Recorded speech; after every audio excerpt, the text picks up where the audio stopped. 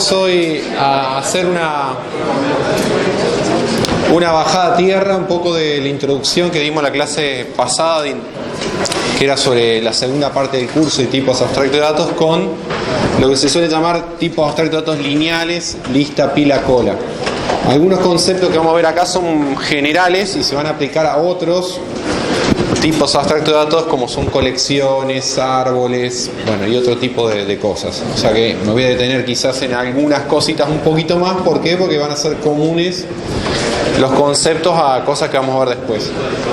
Vale la pena hacer una aclaración por un comentario que se acercó alguien acá hace un ratito y me preguntó: che, murieron muchos en la tarea 2 porque hay muy poquitos acá.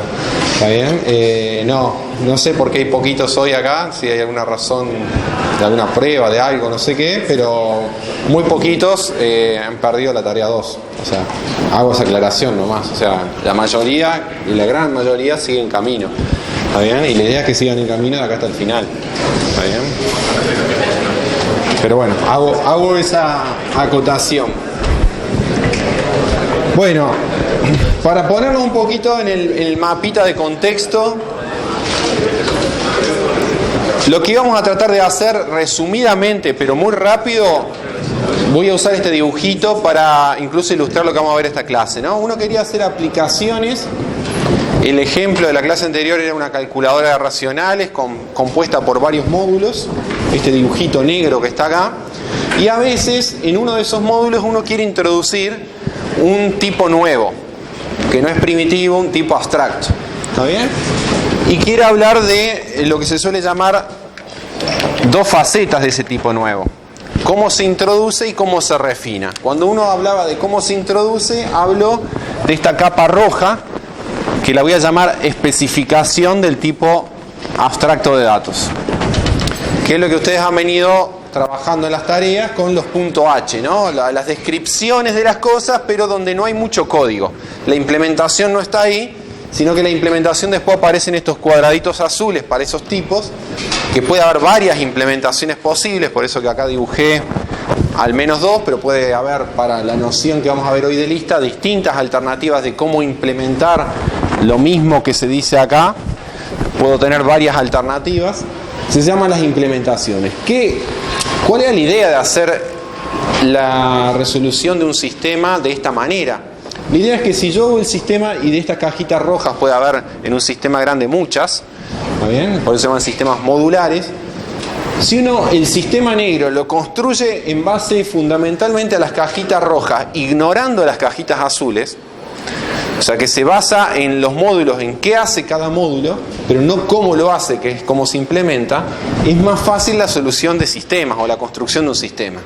Y yo puedo posponer, incluso delegar la tarea después de decir, bueno, que alguien se ponga a implementar este contrato o esta especificación por fuera de la construcción de este sistema negro.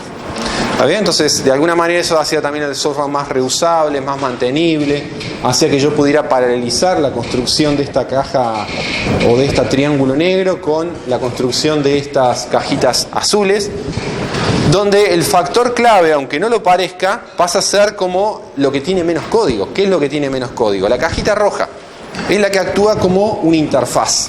De hecho, en programación orientada a objetos se la suele llamar clases interfaces. ¿Por qué es una interfaz? Porque de alguna manera acá va a estar lo suficiente y lo necesario para que el que quiera hacer una aplicación con lista, sin mirar cómo está implementado, con solo esto debería poder construir toda la aplicación. Y por otro, o sea, le sirve como interfaz, ¿no? Pero también el que va a implementar la lista no tiene que conocer dónde se va a usar la lista, que es la parte negra. Le alcanza simplemente saber qué es lo que querés hacer para hacer esto. O sea que actúa interfaz entre lo negro y lo azul, está lo rojo. ¿Está bien? Entonces eso puede ser que yo acá tenga un equipo de trabajo o tenga varios equipos de trabajo implementando módulos y tenga un equipo de trabajo haciendo el diseño global del sistema en base a especificaciones. ¿Se entiende? Eran las dos facetas que habíamos visto. Hoy la vamos a poner en práctica, ¿está bien? Con estos tipos abstractos de datos lineales. ¿Está? Entonces vamos a arrancar con algo muy conocido para nosotros, que ya son las listas, ¿no? Lo vimos como tipo inductivo, ustedes lo vieron en lógica, lo vimos después como estructura de datos de memoria dinámica, con punteros y noditos.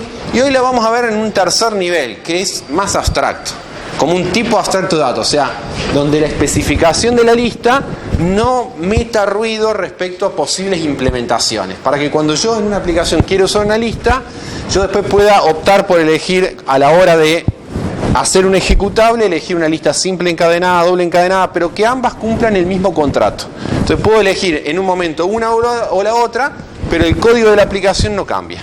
Esa es un poco la idea. ¿Qué es lo que habíamos visto de las listas? Bueno, todo tipo de datos que uno lo puede definir inductivamente con reglas, por ejemplo las listas habíamos dado 2 reglas que nos convencimos y seguramente en lógica los convencieron de que con una regla que genera lista vacía y con otra regla que da una lista y un elemento lo agrega, uno puede construir todas las listas. ¿Cuál es la ventaja de tener una definición inductiva? Bueno, que de alguna manera yo ahora, cuando lo pienso de manera abstracta, recuerdan que había cierta categoría de operaciones que uno quisiera o le va a pedir a todo tipo abstracto de datos que tenga. Una es justamente la categoría que se llamaba constructoras. Las constructoras, ¿cuáles son? Las operaciones que me permitan generar todos los posibles elementos de ese tipo, en este caso de las listas. Entonces uno diría, bueno, si pongo un constructor que genera lista vacía y un constructor que dado un elemento y una lista lo agregue, yo sé por la definición inductiva que ahí tendría todas las listas. O sea, tengo un conjunto, un set de constructores que es completo. No hay lista que no lo van a poder generar. ¿Está bien? Esa era una categoría. La otra categoría de operaciones que uno quería siempre poner en una especificación para asegurarse que lo mínimo imprescindible va a estar es los predicados. Y en particular, ¿para qué sirven los predicados? Vamos a ver hoy para 2 cosas. Una es para distinguir los constructores. O sea, si me dicen, mirá, yo quiero preguntar una lista, en este caso particular se puede construir de 2 maneras, le quiero preguntar algo que me diga, ¿es de esta manera o de esta otra manera? Por ejemplo, puede ser el predicado, ¿cuál? Está vacía. Si está vacía. Entonces, si está vacía, corresponde a la regla 1, si no está vacía, corresponde a la regla 2. Y la otra razón la vamos a tener ahora en breve, que ya le voy a explicar. Cuando uno habla de una variante de los tipos abstractos de datos, hay 2. Lo que se llaman los acotados y los no acotados. Entonces, cuando uno quiere saber si está acotado, también usa predicados, y ahora lo vamos a ver. Y la tercera categoría, que a veces la englobo en 2 cosas juntas, es la que se llama las selectoras destructoras. ¿Está bien? Que son un poco las inversas a las constructoras. O sea, las constructoras, por ejemplo, me dicen, mira, yo te genero una lista vacía o dado un elemento y una lista, lo agrego. Selectora es el proceso inverso. Yo ya tengo una lista y quiero obtener como los pedazos que la generaron. En el caso de la lista vacía no hay nada que seleccionar porque no hay nada. Pero en el otro caso, ¿cuál sería la inversa? Y uno diría, mira, dado un elemento y una lista, vos construiste esta lista, agregándolo, por ejemplo, al inicio. Selectoras podrían ser, en este caso, por ejemplo, 2. Diciendo, dado una lista que no es vacía, dame el primer elemento o dame la cola o el resto de la lista, salvo el primer elemento. Esas serían como las selectoras. ¿Está bien? Si uno en cualquier TAD pone esas categorías básicas, cualquier otra operación sobre el tipo de datos puede ser definida a partir de esta. Y eso lo vimos en la calculadora, con la suma, la clase anterior. ¿De acuerdo? Entonces, primera observación. En algunos TAD hay como una especificación media consensuada de qué son las listas, las pilas o las colas. Justamente en el caso de las listas no hay un consenso. Yo puedo tener variantes. Por ejemplo, si uno tomara solo la operación constructora que agrega elementos, uno podría tener distintas variantes. ¿Por qué? Porque podría tener una operación de agregar que agrega al comienzo o al final, o sea, en un lugar fijo de la lista, puede ser al comienzo o al final. Podría ser que mi agregar no haga eso de posiciones fijas, sino que reciba una posición como parámetro, un número por ejemplo, y diga agregarlo en la posición n. ¿Está bien? O podría ser lo que se suele llamar, eso se suele decir que cuando tengo parámetros para agregar que son posiciones, se llama lista de posiciones explícitas, porque la posición es un parámetro. Están también las que se llaman lista de posiciones implícitas, que es cuando yo digo, mira, agrega un elemento luego de la posición corriente. Entonces ahí aparece un concepto de que yo en la lista es como que estoy parado en un momento dado en un lugar. ¿Está? ¿Vieron? Por ejemplo, les pongo un ejemplo capaz que no tanto en lista. Bueno, en lista puede ser que uno diga una lista de caracteres en un texto y la posición actual es el cursor, por ejemplo. ¿Dónde estoy parado en ese momento? Entonces, si yo digo borrar, es borrar donde estás parado. Si yo digo agregar un elemento, es agregar el elemento donde estás parado. Es como que habla de una posición implícita. Entonces tengo operaciones que mueven ese cursor. ¿Está? Por ejemplo, avanzar a la siguiente posición. Eso se llama lista de posiciones implícitas. O podría ser que yo agregue elementos con cierto criterio. Por ejemplo, si quisiera tener las listas ordenadas. Entonces digo, agregar de tal manera que quede ordenada si ya estaba ordenada. Eso me da distintas especificaciones. ¿Por qué? Porque ya solo agregar elementos tiene para cada uno de estos distintas pre- y postcondiciones. ¿Se entiende? Entonces ahí ya tengo variantes de una especificación. Acá un ejemplo. De todas esas tomé un ejemplo. La lista de posiciones explícitas. En el práctico van a trabajar más variantes, ¿no? Y las van a implementar también. Esta podría ser, todavía acá no lo puse en sintaxis C++, pero ya después van a ver transparencia donde aparece la especificación escrita en código. ¿Está bien? Pero recuerden que si es una especificación, muy poca cosa va a haber en código. Va a estar la firma de la operación, el tipo de la operación, pero después las pre y post, como que se ponían en el archivo. Como comentarios, o sea que de alguna manera es un string grande, ¿no? Esta podría ser una especificación de lo que se suele llamar lista indizada o de posiciones no acotada. Y ya hago la aclaración de qué quiero decir con no acotada. Y yo asumo, desde el punto de vista del comportamiento de la lista, que la lista no tiene un largo fijo, que puede crecer indefinidamente. Es no acotada. Yo podría tener listas de largo variable, el que quiera. Cuando uno habla y quiere restringir a listas de a lo sumo largo K, se dice que esa lista es acotada. Y ahora después vamos a ver qué impacta en la especificación si yo decido que la especificación sea de una lista acotada o no acotada. Pequeñas cosas. Pero esta es no acotada. ¿Qué operaciones tiene? Bueno, fíjense, dos constructoras. Una que genera una lista vacía y otra que le va a decir, mira, dado una lista y una posición o un entero n, dice, agrega el elemento. Pero agrega el elemento, tengo que ser preciso, ¿tá? Y eso es una característica fundamental de una especificación. No puede dejar lugar a ambigüedad.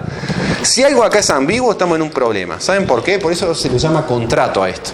Si esto es ambiguo, el que vaya a utilizar esa operación no sabe si usarlo o no, porque no sabe bien qué es lo que va a hacer.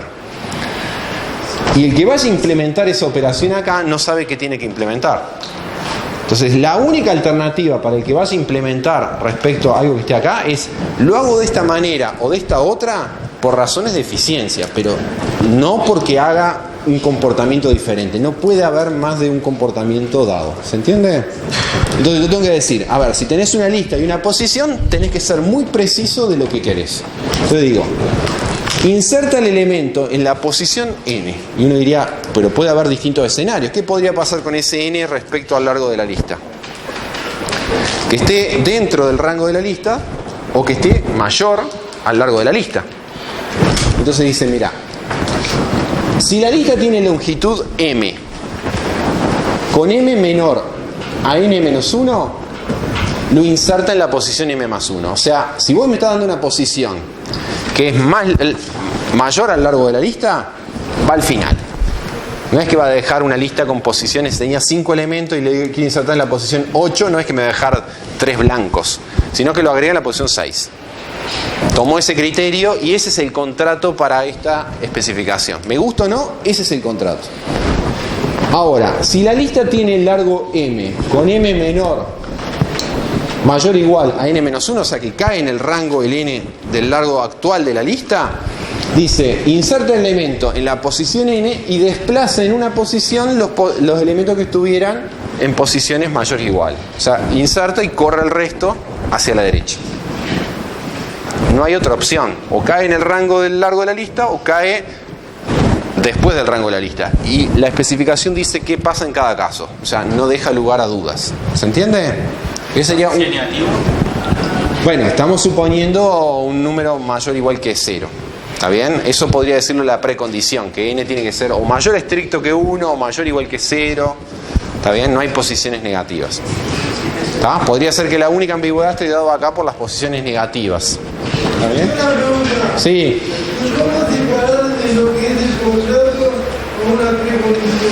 Bueno, no, es que en el contrato Para insertar yo después voy a tener que decir qué parte de este texto es la postcondición y qué parte de este texto es la precondición. O sea, qué cosas yo exijo previo y qué parte... La postcondición es lo que tiene que hacer la acción, que es básicamente esto. Ahora la pregunta es, ¿algo de lo que dice acá es una precondición? Podría ser que el n sea mayor o igual que 1. Esa podría ser una precondición. Y ahora vamos a ver cómo manejamos las precondiciones. ¿Se entiende? Básicamente lo que está escrito acá es la postcondición del insertar, o sea, lo que tiene que hacer el insertar. Ahora vamos a ver alguna operación acá que tenga claramente una precondición. Después tenemos, ¿estamos de acuerdo que con estas dos operaciones uno construye cualquier lista? Yo hago cualquier lista y voy iterando, arranco con la lista vacía y después voy insertando en ciertas posiciones. Cualquier lista que me den, yo con esas dos operaciones la puedo generar. Si no fuera así, es porque mi conjunto de constructoras es incompleto y tendría que buscar o cómo corregir estas o cómo agregar otra. ¿Está bien? No necesariamente tiene que haber dos constructoras, podría haber tres. Cuando veamos árboles vamos a ver que hay más de, a veces, dos constructoras. Predicados. Si estas son mis constructoras, yo digo, bueno, predicados, ¿para qué quiero tener acá? Y bueno, un predicado es justamente, dijimos, para distinguir los constructores. Entonces agrego el predicado si está vacía la lista, para saber si es este caso o estoy parado en un caso de donde ya se insertó algo. Y agrego otro predicado que parece ser útil acá porque hay un comportamiento en insertar que es dual. Hay dos casos posibles para insertarse, que es la posición está definida o no. ¿Está bien? O sea, si ese n está en el rango de la lista o no. Uno dice, en el insertar no es tan necesario porque en cualquier caso sabe qué hacer. Pero ¿qué pasa, por ejemplo, cuando yo quiero ahora una selectora? La selectora es la inversa a la constructora. Entonces, ¿qué me permitía la constructora? Dada una lista y un elemento, lo agregaba en cierto lugar. Entonces, como selectora es al revés. Dado cierto lugar, dame el elemento que está ahí. O dado cierto lugar, borra el elemento que está ahí. ¿Se entiende? En vez de ser, como yo hice en este dibujito, si yo agregara al comienzo, ¿qué le diría? Dame el primero como selectora o dame el resto de la lista como selectora. Si yo permito agregar en cualquier lado, le diría, bueno, dame el elemento que está en cualquier lado, una posición, o borrar el elemento que está en esa posición. Entonces ahí justo hago el comportamiento inverso a la idea de inserción. ¿Se entiende? Ahora, elemento que dice, dado una lista y un entero n, retorna el elemento en esa posición. Si la lista tiene longitud menor que n, la operación está indefinida. Que esté indefinida claramente me está diciendo que yo cuando escriba esto en C++ tendré que poner, por ejemplo, precondición. ¿Y cuál es la precondición que voy a usar? Y bueno, que se cumpla este predicado para esa posición. Entonces, siempre que uno pone precondiciones, tiene que tener un predicado asociado para chequearla. ¿Por qué? ¿Por qué les parece que eso tiene que ser así? ¿Por qué si yo pongo una precondición para hacer cierta operación sobre el TAD, yo tendría que tener un predicado que me diga ¿se cumple o no se cumple? ¿Por qué no la chequeo, no miro? Porque capaz no puede acceder. ¿Y por qué no puedo acceder? Tan distinto. Porque acá no hay código. Acá no tengo la implementación. Entonces yo justamente, como estoy hablando a nivel descriptivo, yo tengo que tener una operación a nivel descriptivo que me diga ¿puedo chequear eso o no? ¿Se entiende? No es la idea que después la aplicación esta esté mirando los punteros para ver si es nula o no es nula. No, la idea es que esta aplicación nunca se entere si acá hay punteros. Si es simple encadenada, es doble encadenada o hay un array para implementar la lista. ¿Se entiende? Entonces para eso pongo predicado. Siempre que aparezca una precondición tengo que tener la consigna de ir a buscar un predicado o hacerlo. ¿Ustedes dirán eso es importante para este curso ahora? No. ¿Por qué no? Porque las especificaciones siempre se las damos nosotros. Pero el último módulo del curso es Introducción al Diseño de TAD. Es como diciendo, están egresando de Programación 2. Como se van a ir, ahora vamos a ver criterios para que ustedes a partir de ahora tengan una base mínima para diseñar las aplicaciones. ¿Dónde se van a diseñar muchas aplicaciones? Se va a profundizar. Programación 4 y taller de aplicaciones. Cursos que van a tener un poquito más adelante. ¿Está bien? Por ahora, entonces los predicados van a estar dados en general por las letras de los laboratorios, de los prácticos o incluso de los parciales. ¿Ah? La otra operación complementaria, pero que también es selectora, es un borrar, que tengo que decir, está bien, porque seleccionar, dame el elemento, no lo saca, entonces nunca podría quitar elementos. El borrar lo que dice, dado una lista y un entero, elimina el elemento en esa posición. De nuevo, ¿qué pasa si la posición no está? Acá podría tomar distintos criterios. Fíjense el que quedó escrito acá. Podrían uno diciendo, no, me gustaría otro criterio, pero el que quedó escrito acá es el contrato a partir del cual se hace esta interfase que está acá. ¿Está bien? ¿Cuál es el criterio? Si la posición no está definida, la operación no hace nada, o sea, no da error. Lo que dice, me pasas un n que está fuera del largo de la lista va a quedar igual. No doy error. ¿Está bien? Si la posición está definida, elimina el elemento en dicha posición y desplaza en una posición los elementos que estuvieran en posiciones siguientes. O sea, contrae la lista. ¿De acuerdo? Alguien puede haber dicho, no, yo quisiera acá usar como precondición de que el n tiene que estar en el largo de la lista. O sea, que es un error llamar con un n, tratar de borrar en una posición que no existe. Eso hubiera sido otro contrato, una variante de especificación. ¿Se entiende? Por eso digo que puede haber variantes de contratos. ¿Sí? Y después tenemos una destructora. Las destructoras típicas son, ya no quiero trabajar más con la lista, entonces quiero borrarla toda. Y al borrarla quiero liberar en particular toda la memoria que está usando. ¿Está? Es como la operación final de un TAD, diciendo, es una que borra, pero borra todo. Por eso que a veces también se la pone en la categoría de selectora destructora, porque este es como un borrar de a uno. Este sería un borrar de todo. Y es cuando ya el objeto no lo voy a usar más, la lista no la voy a usar más, y la destruyo. ¿Sí? Ahora bien, ya vamos a mostrarle, les voy a mostrar códigos, todavía estoy con los conceptos, ¿no? Porque el código no los va a sorprender mucho, ¿está bien? Pero primero quiero los conceptos. Después va a venir la parte cuando uno venga a la parte azul y dice, bueno, si ya tengo un contrato escrito de la lista, ¿cómo le implemento? Si uno recuerda la introducción que vimos el miércoles pasado, cuando voy a implementar yo tenía que tomar el nombrecito lista, en este caso que es un nombrecito, y decir qué estructura voy a elegir para representar la lista. Podría ser una lista simple encadenada, si es no acotada, una lista doble encadenada. Capaz que no sería muy adecuado usar un array, porque si la lista puede crecer indefinidamente en el largo, un array no sería lo más adecuado, porque cuando un momento que cree el array, tengo que poner new y poner un tamaño. Entonces ya no va a poder crecer más que ese tamaño. ¿Está bien? Eso sería como implementaciones. Una vez que uno escribía la estructura, y ahora vamos a ver un ejemplo en breve ya de estructura, uno después tomaba cada una de las operaciones que estaba acá y para esa estructura escribía el código. ¿En qué se basaba para escribir el código del insertar, por ejemplo? En la especificación del insertar. ¿Se entiende? Ahora bien, la especificación del insertar o de cualquier operación tiene dos cosas: pre y postcondición. ¿Está bien? ¿Qué hago con las precondiciones? Tres alternativas que vamos a analizar acá. Para el curso básicamente dan lo mismo. En el laboratorio a veces le fuerzan que use una de las tres. Una alternativa con las precondiciones, o sea, diciendo tal operación pone como precondición, por ejemplo, elemento, retornar el elemento. Suele tener precondición por una razón sencilla, que la firma de la operación está retornando un elemento. Tiene la obligación de hacer un return algo. Entonces, si la lista es vacía, ¿qué vas a retornar? ¿Vas a inventar un elemento?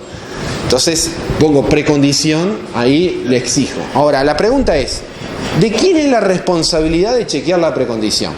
Tres alternativas. La primera alternativa, ¿está bien? Es la de asumir que la o sea, que es responsabilidad externa de la operación el chequeo de la precondición. O sea, si alguien va a llamar a la operación elemento, bueno, que antes de llamarla, él se asegure de que se cumple la precondición que está declarada en la operación. O sea, el código de la operación elemento no va a chequear nada. Por ejemplo, va a poner return un puntero flecha info. Y si ese puntero es null, se va a caer el código. Y uno dice, ¿de quién es la culpa? Y bueno, la culpa es de el que invocó la operación porque violó la precondición. ¿Se entiende? O sea, la primera política es, si hay una precondición, es responsabilidad del que vaya a llamar este método de chequearla antes. ¿Y cómo la puede chequear? Bueno, para eso te di predicados. ¿Está bien? Si no te doy predicado, medio difícil que la puedas chequear, porque tendrías que saber cómo están las cosas. ¿Y cómo sé acá cómo están las cosas? Y no puedo saber, porque acá no tengo código. El código va a aparecer después. Entonces tengo que tener predicados.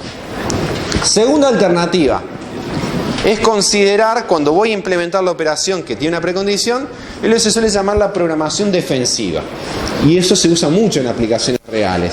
Ponen precondiciones, pero dicen, mira, los usuarios a veces no leen las precondiciones, entonces yo me voy a cubrir. Entonces voy a poner, por ejemplo, if. Si se cumple alguna de las cosas que las debería haber chequeado afuera la persona que invoca este método, voy a decidir qué hago. Por ejemplo, si es un error grave, aborto la ejecución del programa y le doy un mensaje no muy amistoso, ¿está bien? Si es un error que no es tan grave, capaz que le doy un mensaje y no aborto la ejecución del programa. ¿Está? Por ejemplo, ustedes han visto, seguramente operaron con alguna banco, ¿no? Con un cajero, con lo que sea. Bueno, ahí cualquier error que ocurra en el sistema es considerado grave. Entonces aborta la transacción automáticamente. Porque si deja que siga ejecutando el código que está posterior, después descubrir la falla, si hubo una transferencia en una cuenta u otra, es muy difícil. Entonces aborta y corta la ejecución. En un sistema operativo, ¿está bien? Si ustedes tienen Windows o alguno, a veces queda un error, pero sigue ejecutando, no es que se cae. Otras veces, ¡pum!, murió. ¿Está bien? Entonces hay distintos tipos de errores. Meterse en este mundo de qué interrumpo, qué no, es manejar la política de excepciones o de errores del lenguaje. No es parte del curso, no lo vamos a hacer, pero sí uno podría decir ciertos tipos de errores contemplados para una operación, pongo if. Y yo decido en cada caso qué es lo que quiero hacer. La tercera alternativa, esta es como media artesanal, porque yo tengo que poner todos los if, manuales y qué sé yo, y decir aborto o no aborto. La tercera es usar alguna herramienta que ya me dé el lenguaje. Por ejemplo, la macro assert. Assert lo que hace es un filtro. Yo vengo ejecutando un código y encuentro un assert con una condición. ¿Está bien? ¿Qué es lo que hace el assert? Es, en el momento que llega a este punto, evalúa la condición. Si la condición se cumple, dice, seguí ejecutando. Si la condición no se cumple, aborta la ejecución del programa, me dice, en tal línea, en tal archivo, en tal módulo se produjo este error. ¿Cuál es la ventaja? La ventaja es que es una herramienta fácil después para alguien saber qué es lo que pasó. A veces en C++ los errores uno no es tan fácil de decir por qué falló. Esto por lo menos es como un puntero directo. Mirá, pasó esto, fíjate que algo hiciste mal. ¿Está bien? Y si yo pongo los assert para cada precondición, ¿está bien? Le estaría diciendo violaste la precondición 3, por ejemplo, ¿no? ¿Se entiende? Eso es usar un poco las herramientas del lenguaje. Van a ver que en algunos códigos que nosotros publicamos por ahí, en general usamos el assert. ¿Está? Y uno ahí incluye el assert.h, ¿está bien? Que es la librería o biblioteca de C++ que tiene esta definición de assert. ¿Está? Esas tres alternativas no son las únicas, pero ya me alcanzarían para ver cómo trabajo con precondiciones cuando las vaya a implementar. ¿Está bien? Una es ignorar y decir es responsabilidad del otro. Otro es poner if y yo me protejo. O la otra es me protejo pero usando una herramienta del lenguaje que ya es aborte, me diga en qué línea, en qué módulo se produjo tal error. ¿Está? O sea que me da información específica. Y créanme que esto en un sistema grande es importante, porque que salte un error en 5.000 líneas de código y anda a buscarlo es difícil.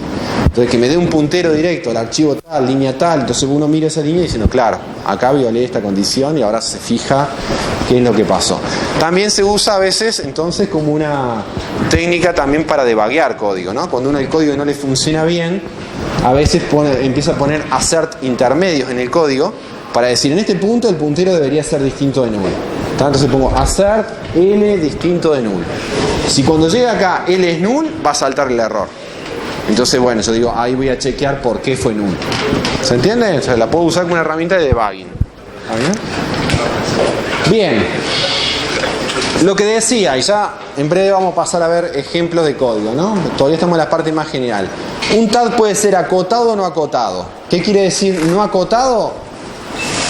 Que no hay límite del tamaño, en este caso, de la lista. Acotado, que sí hay un límite. ¿Qué cambia en el contrato de una lista acotada y una no acotada? Básicamente, la lista acotada tiene dos cosas respecto a las no acotadas. Una es las operaciones que agregan pasan a tener precondiciones, o una precondición más. ¿Cuál es esa precondición más?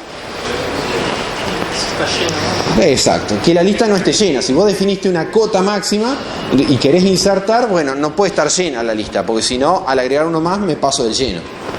Entonces pasa a tener como una precondición. Pero si agregaba una precondición, ¿qué más tenía que agregar? Un predicado. Entonces va a haber un predicado dual al está vacía, que es el está llena. ¿No puedes especificar una conducta que está llena? También. Eso también es una alternativa, que si está llena, elimine el más viejo. O no haga nada.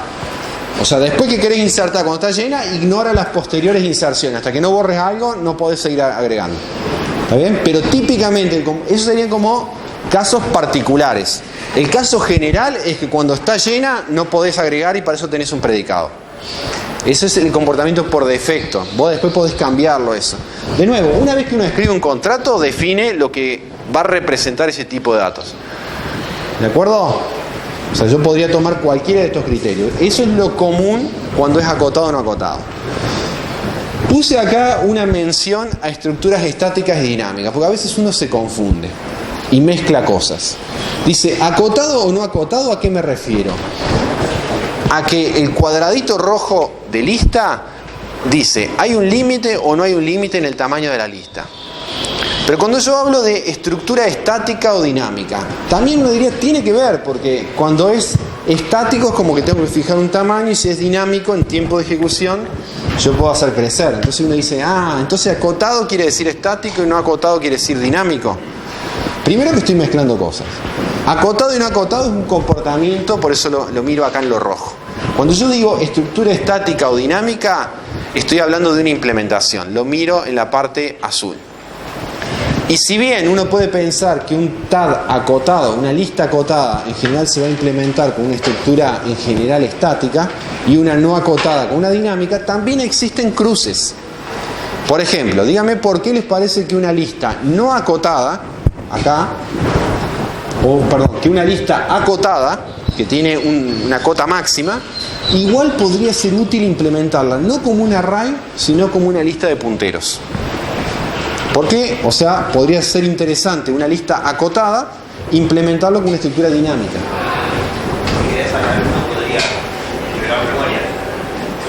Podría liberar memoria si quiero sacar uno solo. No, para la manipulación, para manipular el tamaño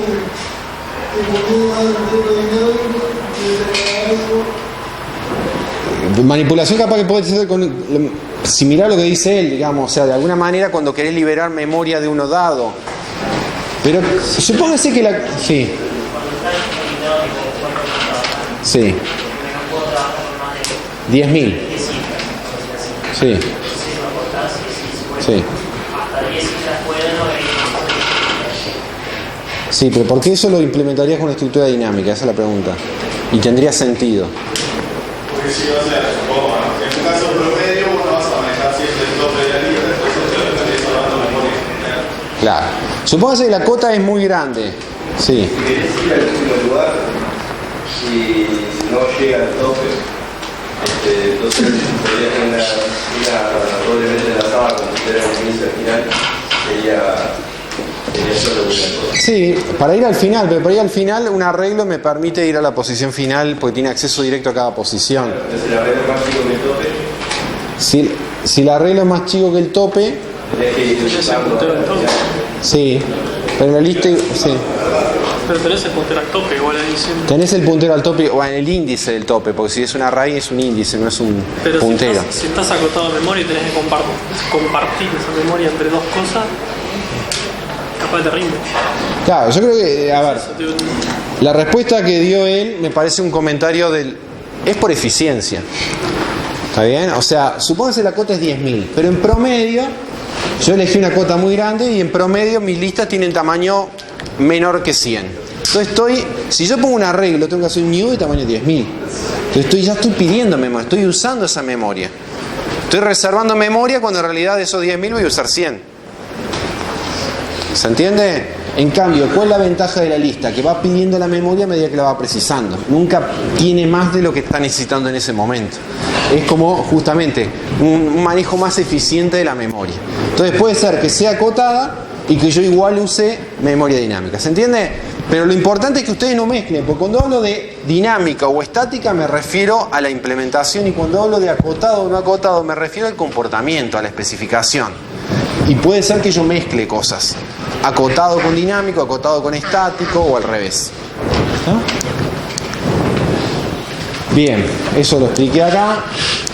Como implementaciones típicas de listas, sobre todo si son no acotadas, estas dos, ¿no? Uno diga simplemente enlazadas o doblemente enlazadas, y si yo, como decía el compañero ahí, tuviera alguna operación en el contrato que requiriera ir rápido al final, sería eficiente ir al final, puede ser que además de llevar un puntero al primer elemento, esté llevando un puntero al último, por ejemplo. ¿Se entiende? Pero si no, o sea, puedo tener simple encadenada, doble encadenada, simple encadenada con puntero al comienzo y eventualmente puntero al final, acá lo mismo. Si la lista fuera acotada, podría pensar un array, o podría pensar una lista y llevar, por ejemplo, un contador en la representación, para saber en cada momento cuántos elementos hay. Porque si no, por ejemplo, bueno, no tenía operaciones acá, pero podría agregar un predicado o una operación que dijera retornar la cantidad de elementos. O si agrego el acotado, agregaría un predicado más que está lleno.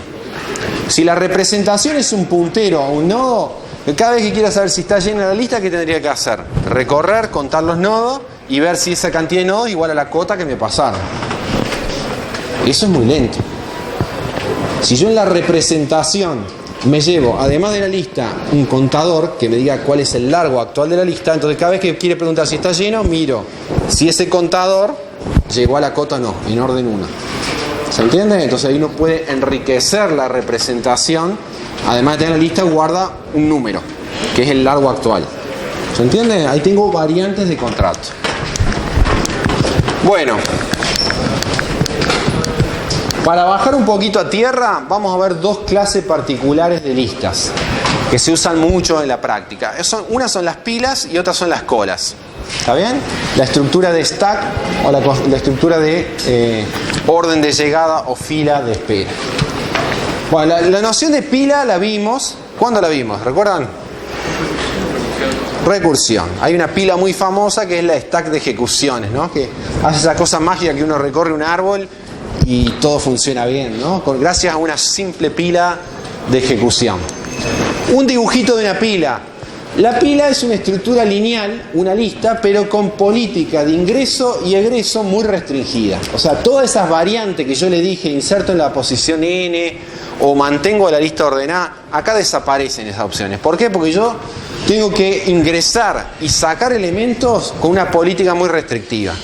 ¿Tá? Y la política es el último que ingresó es el primero que tiene que salir. Es decir, que si yo ingreso los elementos con una operación push que ponga los elementos en este extremo de esta estructura lineal, cuando saco un elemento tiene que salir por el mismo extremo, porque el último que puse es el primero que sale. No puedo insertar en el medio, no puedo borrar en el medio, porque ahí estaría violando la política. Entonces es como una restricción de las listas. ¿Está bien? Acoto el comportamiento de la lista. ¿Está bien? Especificación. A ver, ¿qué operaciones constructoras pondríamos?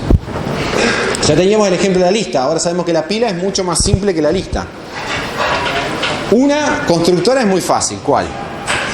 Vacía, porque si no tengo la pila vacía, es como la lista vacía, ¿no? Y después, para agregar, ¿uno qué diría? Dado una pila y dado un elemento, lo agrega sobre, arriba, por ejemplo, o al comienzo, ¿está bien?, de la lista. Y ya, ¿no?, arrancando de una lista vacía y agregando siempre sobre, voy generando una estructura como si fuera una pila, ¿no?, de platos, donde uno siempre va apilando arriba de los que ya están. No puede poner un plato en el medio. ¿Está? ¿Qué otras operaciones pondríamos? Predicado, si va a ser un stack acotado, como el stack de ejecuciones de la máquina, por eso da el mensaje stack overflow. ¿Qué quiere decir? Que el stack se llenó. Entonces, un predicado es está llena y otro está vacía. Puedo tener esos dos predicados. Selectoras, ¿cuáles pondríamos? Inversa a la constructora. Sacar algo de una pila vacía no existe, entonces no pongo selector en ese caso. Y en el otro caso, ¿cómo era la operación de agregar?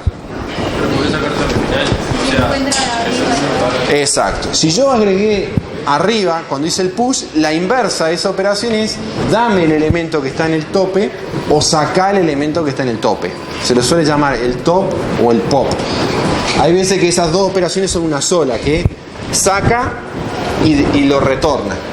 Yo creo que no es una buena decisión esa porque cada vez que quiero solo consultar el elemento que está en el tope, lo tengo que borrar y después volverlo a poner. Si solo lo quería mirar. Entonces más vale tener dos operaciones diferentes. Bueno, esto es más o menos la especificación, y ya ahora la vemos en código, de la pila, ¿no? Este es bastante estándar, en esto no hay mucha variedad en la literatura. Una pila es esto. Las listas hay sí variedad, pero en la pila no. Un push o apilar se lo suele llamar, que inserta un elemento al tope del stack, una operación empty o crear pila, genera la pila vacía. Un top que retorna el elemento que está en el tope del stack. Y ahora cuando lo especifique voy a tener que decir qué pasa si yo digo retorna el elemento que está en el tope, qué pasa si está vacía. Uno diría precondición, porque si vas a retornar algo y está vacío no podés. Entonces le voy a poner, y tiene sentido, y sí, porque ¿qué dijimos del top y el pop? ¿Eran inversos a cuáles? ¿A qué operación? Al push. Y el push tiene elemento. Entonces es natural pensar que la inversa de una operación sea la precondición de esa operación, o sea que tiene que tener elementos, no puede estar vacía. ¿No? Tengo los dos predicados que dijeron ustedes, si está vacía o está llena, y una destructora que libera toda la pila. ¿Está? Bueno, acá tenemos ya una posible escritura de contrato, y van a ver que todos los TAD van a seguir más o menos en este curso este patrón. ¿Qué es lo que va en una especificación en un punto H rojo? ¿Qué es lo que va? Bueno, este archivito supone que se llama pila.h. Lo que tiene es esto. ¿Saben lo que es esto? Que después empieza ahí y termina acá y adentro está todo el contrato. ¿Saben para qué es lo que es? Este es como un protocolo. Lo que dice es que si en una aplicación yo incluyo el archivo, hago un include de pila.h en dos lados, porque quiero tener una pila para esto y una pila para el otro, ¿está bien? Y lo incluyo más de una vez, no dé un error, porque si yo si no me va a decir la segunda vez que lo incluya, esto está redefinido, va a decir, está incluyendo una operación que ya se incluyó antes. Entonces, como en un proyecto grande uno puede tener una pila acá, pero una pila acá para distintas cosas, ¿está bien? Podría ser que lo quiera incluir sin tener la idea de toda la estructura del proyecto. Entonces yo cada vez que lo preciso lo incluyo, pero no quiero que dé un error el lenguaje. Para que no dé un error, le pongo este flag que empieza acá y termina acá, ifnedef y endif, que lo que dice es, si esto se incluye más de una vez, no deje error. ¿Va? Es como que asumí que es lo mismo y no deje error. Simplemente eso. ¿Qué es lo que va acá? Bueno, primera cosa importante. Acá es donde se dice, mira, una pila y todo TAD va a ser esto, un puntero o una representación elegida. En este caso se llama representación pila. ¿Qué es lo que es la representación pila? Ahora no te lo voy a decir. En la parte roja yo no te voy a decir cómo la voy a implementar. La dejo ahí picando, digamos, ¿no? O sea, pero la forma de que eso compile para C y C++ dice, bueno, pero por lo menos si vas a declarar variables de tipo pila y para que esto te pueda compilar, ¿qué espacio le voy a reservar a una variable de tipo pila? Entonces dice, bueno, si vos me decís que lo que es, por lo menos te obligo a que le metas un puntero adelante.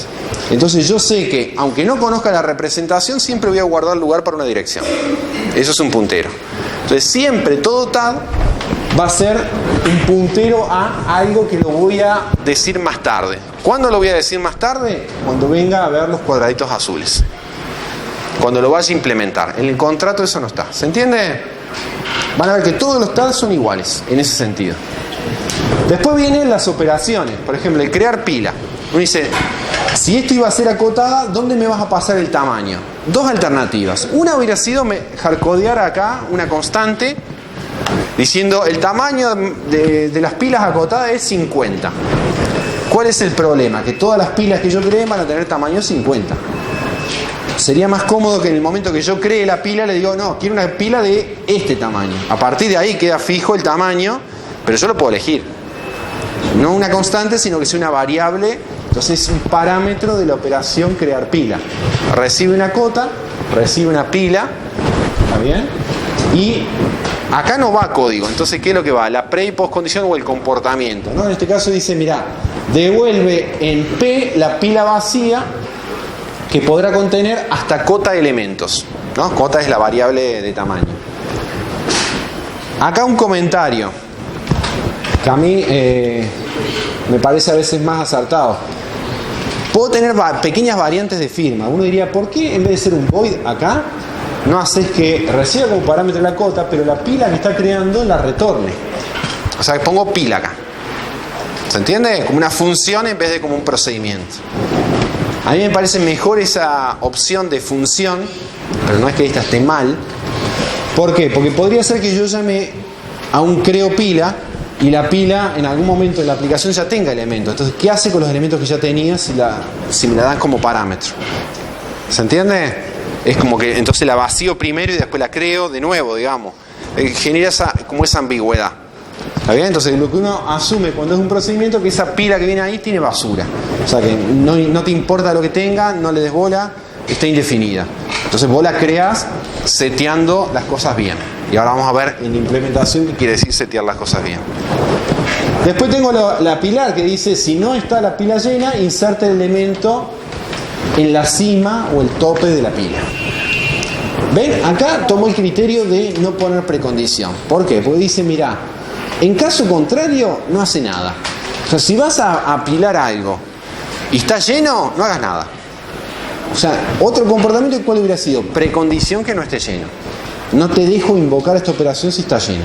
Acá la dejo invocar la operación, pero si voy a agregar algo y detecta que está llena, el elemento no se agrega.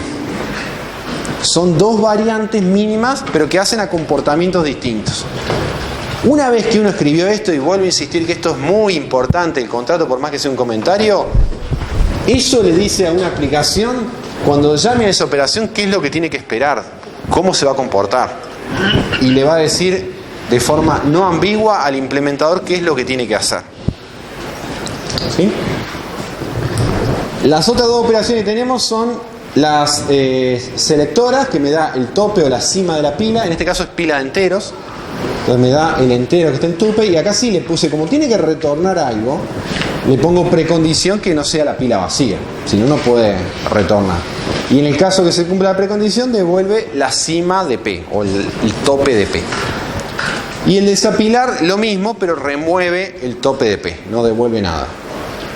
¿Sí? Por último, los dos predicados es vacía y es llena. Retornan ambos booleanos, son predicados. Y la destructora que libera toda la memoria que tiene la pila. Eso sería lo que va en un punto H de un TAD. Constructoras, selectoras, destructoras, predicados. Pero no, fíjense, vuelvo a insistir, ¿no? No sé cómo se va a implementar la pila más que es un puntero a algo. Es lo único que sé. ¿De acuerdo? Paso esto y ahora veamos un ejemplo de una implementación de esa pila. ¿Ah? ¿Qué podría ser una implementación? Ahora pasemos a los cuadraditos azules. ¿Qué es lo que tenía que hacer en una implementación posible? Bueno, no elegí ni la lista simple encadenada ni la lista doble encadenada. Lo que voy a decir, si el arreglo, ¿sí?, tiene, si la pila es acotada, voy a elegir como una representación posible, ¿tá?, un stack o un array con tope. ¿Tá? Un array con tope que lo que diga es, bueno, el tope que es lo que está marcando, qué elementos hasta este momento están cargados en el stack y este valor que está acá, hasta dónde puede crecer, que es la cota.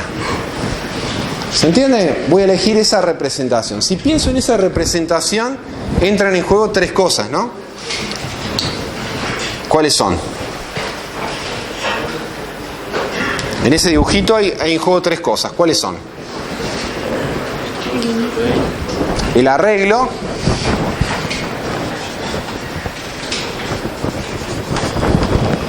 el tope, este que está acá, ¿no? ¿Sí? Y la cota, lo máximo que puede crecer.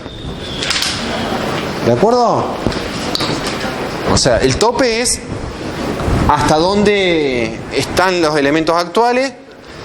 La cota es el tamaño máximo del arreglo, que es hasta dónde puede crecer, y el arreglo en sí. Entonces, eso vengo y defino ahora sí lo que había dejado indefinido en el contrato, en la especificación. Le digo, mira, struct, representación pila, para esta implementación va a ser un array, ¿está bien? Le voy a guardar punteros enteros, un tope, perdón, un array de enteros es un puntero a un entero, el tope que es un entero y la cota que es un entero. ¿De acuerdo? ¿Dónde se setean la primera vez esas tres componentes de la representación? ¿Dónde lo veo? Cuando creo la pila. Cuando yo digo voy a implementar la operación crear pila, ¿qué decía la especificación de crear pila? Generaba la pila vacía.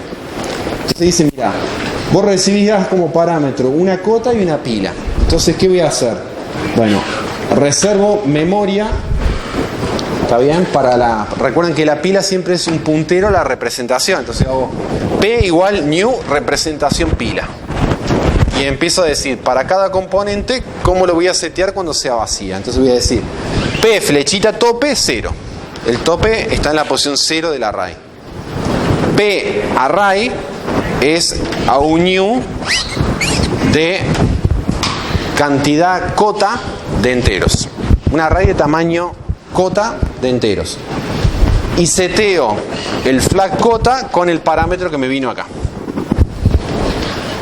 Entonces, cuando arranco la pila, cuando creo la pila, ya tengo un array reservado. Me dice el tope está abajo de todo y la cota es la que vos me dijiste, por ejemplo 50. Querías una pila de tamaño 50, bueno, arrancaste con una pila vacía, puede crecer hasta 50.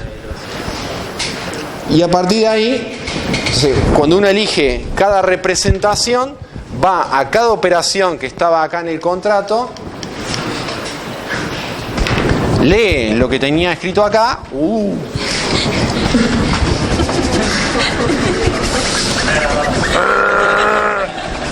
Bueno. Va a salir. Bueno.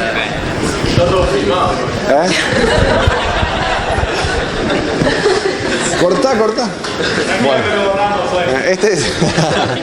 Yo no fui.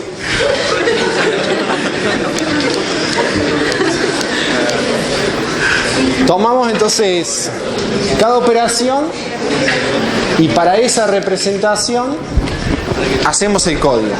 ¿Ah? Entonces venimos al apilar. El apilar que decía, agregaba un elemento al tope de la pila si no estaba lleno. En caso contrario no hacía nada. Bueno, fíjense si el código respeta eso. ¿Qué es lo que dice? Mirá, si no es pila llena, en el arreglo, en la posición tope, mete el elemento que te dan para insertar y incrementa el tope para la próxima inserción. ¿Se entiende? O sea, y si está la pila llena, ¿qué tenés que hacer? No hay un else, con lo cual no hace nada. O sea, implementó el comportamiento que estaba descrito en la especificación. ¿Se entiende? Bueno, de la misma manera tengo la operación cima, que es me da el elemento que está al tope, no lo saca. Dice, y fíjense acá, como tenía una precondición, usé el assert. ¿Está bien? Fíjense que el assert estaba incluido acá, ¿no? Para que funcione tiene que incluir el assert.h, entonces vienen acá y ponen. La operación cima tiene un assert, el filtro para que esta operación hace un chequeo diciendo, mira, P tope debería ser mayor que 0, porque si es 0 está vacía y si está vacía estás violando la precondición. En el caso de que esto se cumpla, va a ejecutar este código, que es retorna lo que tiene P array, ¿en qué posición? En la posición tope menos 1. ¿Ah? El desapilar, de nuevo, precondición y resta el tope. Es un array con tope. El es vacía y el está lleno son operaciones muy simples, porque retorna si el tope es 0 o si el tope es igual a la cota que yo tengo seteado en la representación. Y el destruir pila ¿Qué es lo que hace? Bueno, libera la memoria de todo el array. ¿De acuerdo? Y después libera la cabecera, que recuerden que siempre la pila es un puntero a la representación. Entonces libero toda la memoria del array y después libero el espacio de ese puntero que tenía 3 componentes. ¿Se entiende? ¿Sí? En una aplicación ahora. Le mostré esta y para este ejemplo de pila veamos un muy simple, un negrito, digamos, una aplicación. ¿Qué sería una aplicación típica para ustedes? Nuestros casos de prueba. ¿Está? Cuando hacemos los casos de prueba para ver si implementaron las cosas bien, nosotros hacemos métodos o pruebas que chequean, que empiezan a llamar las operaciones. Y entonces dice, bueno, recibe una pila, pregunta esto, imprime esto o imprime esto, o hace otro chequeo acá, o viene e inserta, crea una pila de tamaño 5, viene, itera, va insertando elementos, imprime. Ahora bien, miren cualquiera de esos códigos. ¿En base a qué? Si nosotros somos los que estamos testeando los laboratorios de ustedes, ¿en base a qué escribimos esto? No teníamos idea cómo a cada uno se le iba a ocurrir escribir la cajita azul. Capaz que alguien eligió un array con tope, otro eligió una lista y lleva un contador para saber cuántos elementos hay. Sería una operación válida. Pero ya sea un estudiante que lo hizo con un array como este, o un estudiante que lo hizo con una lista, a mí la prueba me va a funcionar igual si está bien. ¿Por qué? Porque la aplicación solo va a hacer mención a las operaciones que están en el contrato, no a cómo están implementadas. O sea, acá en estos códigos no hay ninguna referencia a un array, a un tope, no aparece eso en el código. O sea, la implementación, los detalles que yo elegí acá, nunca aparecen en la aplicación. Y eso es lo que queríamos, de alguna manera que yo cambio después las implementaciones, un cuadrado azul por otro, y el código de la aplicación, salvo un include, porque quiere incluir en vez de este archivo otro archivo, es igual. No toco nada, ninguna otra línea de código. ¿Se entiende? Y si eso en un sistema tengo de estos cuadraditos rojos cientos de estos cuadraditos, yo empiezo después a cambiar las implementaciones de los módulos y la aplicación principal no cambia. Lo que cambia quizás es si cambio este por este, cambia la eficiencia en tiempo, en memoria, pero no el comportamiento. El comportamiento quedó definido en el contrato.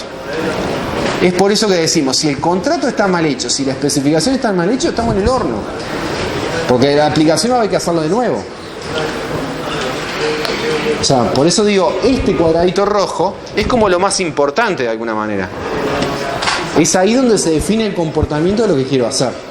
Por más que uno dice, es el lugar justamente donde hay menos código. Porque sí, hay firmas con pre y post. Pero es lo que determina que las cosas van a funcionar bien o no. ¿Se entiende? ¿Sí? Bien. Un ejemplo de aplicación del stack, hay dos y me lo salteé uno, voy a mostrar solo uno, es el stack de ejecuciones. Entonces vamos a ver un poco más en detalle cómo funciona el stack de ejecuciones de la máquina. Ahora ya sabemos recursión, así que esto se va a entender. ¿Cómo es que funciona bien todo, ¿no? Ahí adentro, ¿no? Entonces de alguna manera yo lo intuí cuando expliqué la recursión, el stack. ¿Recuerdan que yo les ponía un código y les decía ¿qué imprime cuando llamo con 3? Y que vimos y toda esa cuestión. Bueno, veamos bien cómo funciona el stack de ejecuciones. ¿Qué es lo que guarda la máquina cuando implementa la llamada a funciones, procedimientos? Entonces, como ejemplo les puse dos funciones, están en pseudocódigo esta función. La función f recibe como parámetro 2 enteros, hace algo, pero en algún momento se llama g. G es una función que recibe un solo entero, tiene dos variables locales, la función f tiene una sola variable local, hace cosas y en un momento se llama f. ¿No? O sea que están enganchadas entre sí, f llama g, g llama f. Y de que eso termine o no, dependería que yo termine de escribir el código y vea si eso converge a un caso base. No me importa ahora. ¿Está bien? Pero supónganse que yo digo, a ver, yo empiezo a ejecutar este código, ¿qué es lo que va a hacer el stack de la máquina? ¿Ah? Y algo que supongo que les retumba por ahí en la cabeza, ¿no? Cuando dice, sí, guardá la dirección de las cosas pendientes. ¿Recuerdan? Yo lo dije varias veces. Pero si uno tiene una función recursiva y tiene un parámetro x, vieron que cuando la primera vez yo llamo a f con un valor para x, después la función llama recursivamente con x-1. Ahora x-1 vuelve a cazar el parámetro x. Después después vuelve a calzar el parámetro X con X menos 2. Es como que hay muchos X. ¿Dónde están todos esos X? Si cada vez puedo llamar y cada vez encaja en un solo parámetro que se dice, hay un X, hay muchos X. Bueno, hay muchos X. ¿Cómo sabe la máquina cuál es cada valor de X? Eso queda más claro creo que en este ejemplo. Supónganse que el stack va creciendo hacia arriba y arranquemos acá que está vacío. ¿Está? Supónganse que yo llamo a la función f. Cuando yo llamo a la función f, ¿está bien? Que tiene dos parámetros y tiene una variable local, ¿está bien? Empieza a ejecutar este código, sigue su próxima instrucción ejecutar, pero en un momento llama a la g. Entonces cuando llama a la g, ¿qué es lo que hacía el sistema? Le va a dar los registros de la máquina para que ejecute g, pero guardaba cosas que tenía que hacer después. Digo, cuando termine g, sigo yo, y yo soy f. ¿Está bien? Pero cuando siga yo, ¿está bien? No solo me voy a guardar la dirección de retorno, donde tengo que volver dentro de f, sino que le voy a sacar una foto a f para que cuando vuelva a ejecutar f sepa en dónde había quedado. Y una foto es qué es lo local, qué es lo que precisás para no confundirte, ¿no? Si tenés varios parámetros y pueden tomar distintos valores, bueno, sacar una foto. Una foto es tomar lo local. ¿Y qué es lo local? Los parámetros y las variables locales, y guardarlas en un frame junto con la dirección de retorno. ¿Cómo sabe el tamaño de ese frame? Porque cuando compila sabe el código cuántos parámetros tiene, cuántos bytes ocupa cada parámetro, cuántas variables locales están de acá, lo sabe. ¿Tá? Este frame puede ser más grande o más chico dependiendo de la cantidad de parámetros que tiene. Entonces cada vez que ahora f llama a g, ¿qué es lo que pasa en el stack?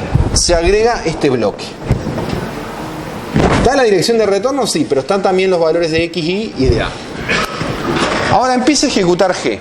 G tiene un parámetro y dos variables locales. Empieza a ejecutar y en un momento llama f. Entonces, con la misma lógica que dice, voy a agregar algo al stack, este frame amarillo, ¿qué es lo que tiene que guardar? Si g le va a dar el control a f, tiene que decir en g cómo estaban las cosas antes de pasarle el control a f. Entonces dicen, bueno, me guardo el valor de z, los valores locales de p y q, y los almaceno acá. Eso también es una cuestión de que los registros de la máquina son finitos. ¿Está bien? Entonces, de alguna manera, cuando yo congelé esta imagen, le puedo decir ahora, si le paso el control de nuevo a la f, usa todos los registros de la máquina. Total, yo cuando necesite volver a usarlo, tomo la copia y restituyo los valores del registro. ¿Se entiende? Ejecuta un paso más la f, hagamos uno más, y en un momento llama g. Entonces, ¿qué hace? Se agrega arriba de este otro frame. De nuevo, como es la misma f, agrega un x, un y, una. Y me detengo ahí, porque esto podría seguir un rato largo, ¿no? Pero si ya miro cómo creció con esas tres llamadas, ya miro y miro y digo, son muy parecidos.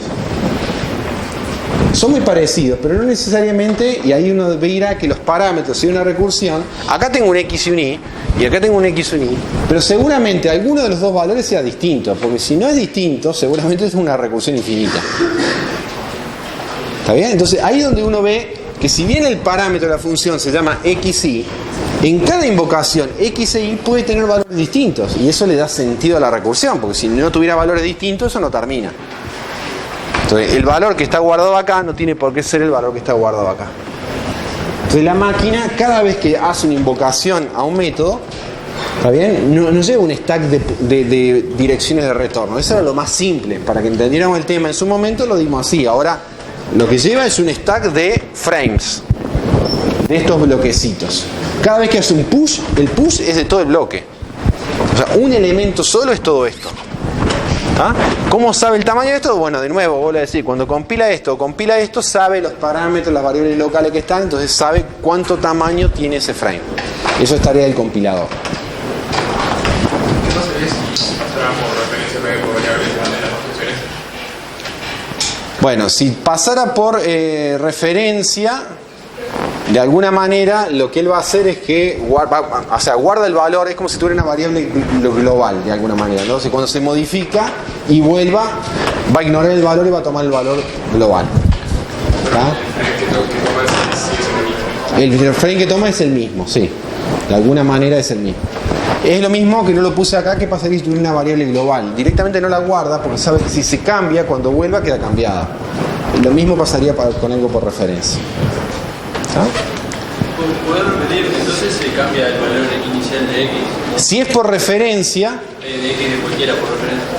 claro, es como si fuera global, ¿no? De alguna manera las cosas globales, ¿por qué no las guarda? Porque si cambia en una llamada, cuando vuelva queda cambiado, no es que vuelve el valor viejo. Claro. Está por fuera de. O sea, volvió cambiada. Sí. ¿Sí?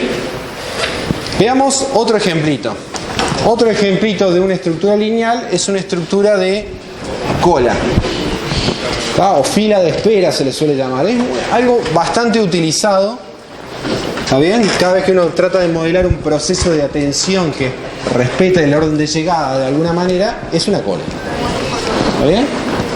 Fíjense que el dibujito de una estructura de fila o de cola es diferente al de una pila, naturalmente, ¿no? O sea, si uno dice, por este extremo hago los ingresos, se le suele decir la operación en Q de encolar, para respetar el orden de llegada, de si entran los elementos por acá, para salir tiene que salir primero el que está acá. Es decir, hace la fila y sale de acá. Si yo pusiera la salida acá, sería como diciendo, sale el último que ingresó. Sería como orden de atención, sería bastante injusto, ¿no? El que recién llegó lo atienden primero. No, eso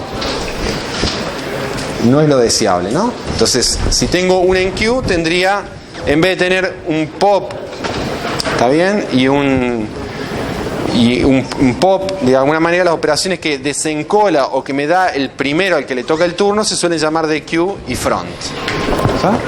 Pero la especificación es muy similar, salvo eso, es muy similar. O sea, voy a tener una operación que genere la estructura vacía, por ejemplo lo llamo empty, una operación que encola, en queue, que agrega un elemento. Fíjense, acá me estoy refiriendo, para hablar de ese dibujito, me refiero a un extremo. Entonces voy a decir, en el caso de el encolar lo agrega al final de la cola. Entonces cuando hable de las operaciones que sacan elemento, ¿a qué extremo me voy a referir? Al principio. Entonces ahí doy la idea de que si salen por un lado, entran por el otro o al revés. La operación entonces front retorna el elemento que se encuentra al comienzo de la cola, y de Q borra el elemento que está primero en la cola. O sea, son extremos opuestos, ¿no? Si tengo que la estructura de cola es acotada, tendría no solo un is vacía, sino un is full, un está lleno. ¿Está bien? Y bueno, podría tener una operación de estructura igual que antes.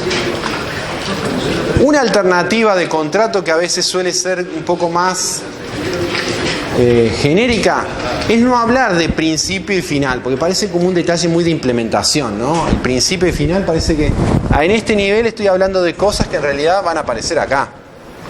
Entonces, a veces uno dice, mira, cuando yo inserto, lo único que digo es, agrego un elemento en la cola. Y si yo digo solo eso, ¿qué diría cuando digo front?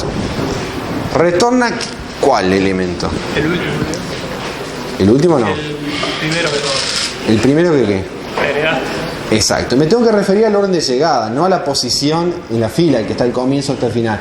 Si yo cuando encolo digo, agrego un elemento, para respetar la política de orden de llegada, debería decir que front dice, retorna el elemento que ingresó primero en la cola. No que está al comienzo o al final, eso es detalle de implementación, pero sí el más viejo, puedo decir, o el que llegó primero a la estructura de la cola. Esa sería una forma alternativa de decir lo mismo que está acá. Acá es mucho más incisivo en decir, agrego allá y quito acá. La que yo estoy diciendo, podría ser que yo después diga, agrego acá o saco acá, pero respetá que el que sale es el más viejo, o el que primero ingresó. ¿Se entiende? Esa es una de las notas que está puesta acá, como una forma alternativa de escribir eso. Ejemplos de estructura de colas o de filas. Bueno, toda fila real, proceso de atención, de espera, en realidad es una cola. La cola de, por ejemplo, si uno va a viajar y lo pone una cola de espera, en general, salvo que haya acomodos, es una fila, una cola, ¿no? Existen también variantes. Por ejemplo, se les suele ser muy común, ¿vieron? Hablar de la cola de la impresora. ¿Sí? Pero la cola de la impresora, o la cola de impresión, no es exactamente, o suele tener un comportamiento un poquito diferente a este. ¿Por qué? A ver si alguien se da cuenta. En la impresora puede ser que yo, desde una computadora conectada a la impresora, o desde varias conectadas a una impresora, empiecen a mandar archivos, ¿no? Y es muy común que el primero que se envió es el primero que sale, o sea, respeta la política de fila o de cola. Pero, ¿qué se suele agregar como comportamiento que rompe un poquito este modelo tan elemental, ¿no?, de estructura de cola? Exacto. Cuando yo, por ejemplo, cancelo. Uy, no, me equivoqué, no quería sacar esto. Entonces, tengo una operación adicional que permite borrar en cualquier lugar, que es cancelar. No obtener, que sería como imprimir el que está en el medio, pero sí cancelarlo. Entonces, eso sería ya una variante. Otro ejemplo más complejo de variante serían el procesador de la máquina. ¿Está? Uno sabe que hay muchos procesos corriendo a la vez. ¿Está bien? Que puede tener múltiples procesadores, pero incluso aunque tuviera un solo procesador, hay varios procesos que se van alternando el uso de ese procesador. Pensemos, ¿tiene sentido que esa estructura donde todos los procesos que quieren usar el procesador se vayan guardando en una cola? Y que respete entonces el orden de llegada de esa cola para que el procesador los atienda. ¿Les parece que eso es lo que habitualmente pasa? O sea, ¿los sistemas operativos hacen eso? No. ¿Por qué no? Y vos dijiste algo de prioridad, ¿no? Hay procesos que son más urgentes que otros. Entonces ahí empieza algo que se llama cola de prioridad. O sea, yo no atiendo por orden de llegada, sino atiendo por orden de importancia. Este es más importante que este, lo atiendo primero. ¿Está bien? Entonces, la realidad puede ser complicada. Ahora, supongan que de nuevo, el procesador atiende al más importante. Un sistema operativo que haga eso tampoco es tan bueno. Porque, ¿qué podría pasar? Si siempre atiendo a los más importantes, ¿qué podría pasar? Exacto. Es una muy mala propiedad de un sistema operativo, que un proceso nunca sea atendido. La muerte por inanición de un proceso de baja prioridad. ¿Cómo sabes cuál es más importante? Se setean prioridades. Un proceso de impresión tiene baja prioridad y después puede ser prioridades por usuarios.